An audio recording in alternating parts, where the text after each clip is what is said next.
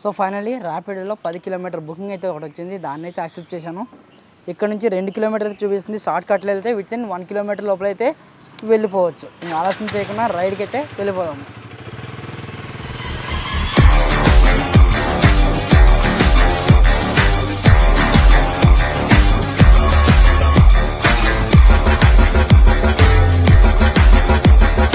Customer పెట్టిన లొకేషన్కి రాగానే మ్యాప్ అనేది ఎండ్ అయిపోతుంది. ఓకేనా, ఇక్కడ అరైవ్డ్ అని కనిపిస్తుంది. ఇలా దాన్ని రైట్కి స్వైప్ చేస్తే కస్టమర్కి మనం వచ్చాము అని చెప్పి నోటిఫికేషన్ అయితే వెళ్తుంది. మనం ఇక్కడ కస్టమర్కి కాల్ కూడా చేయొచ్చు. ఇక్కడ కాల్ సింబల్ పైన ట్యాప్ చేసి మనమైతే కస్టమర్కి కాల్ చేయొచ్చు. ఈ మధ్యన ర్యాపిడో వాళ్ళు తెచ్చిన కొత్త అప్డేట్ ఏంటంటే ఆన్లైన్లో కూడా మనం కాల్ చేయొచ్చు కస్టమర్కి. సార్ 2961 కూర్చోండి సార్, కొంచెం జాగ్రత్త.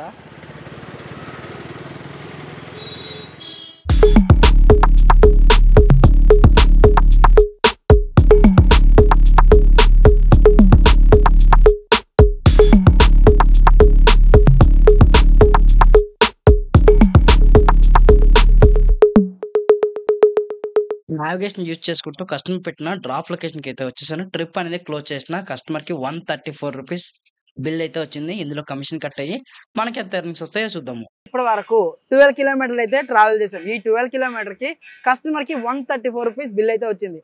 అందులో మనకి 124 రూపీస్ ఎర్నింగ్స్ అయితే వచ్చాయి, విచ్ ఈస్ రియలీ గుడ్. ఎందుకంటే కమిషన్ చాలా తక్కువగా కట్ అయింది. అసలు యాక్చువల్లీ వీళ్ళు ఏమంటారంటే కమిషన్ ఏమి తీసుకుంటలేము, 0 కమిషన్ అయితే తీసుకుంటున్నాము.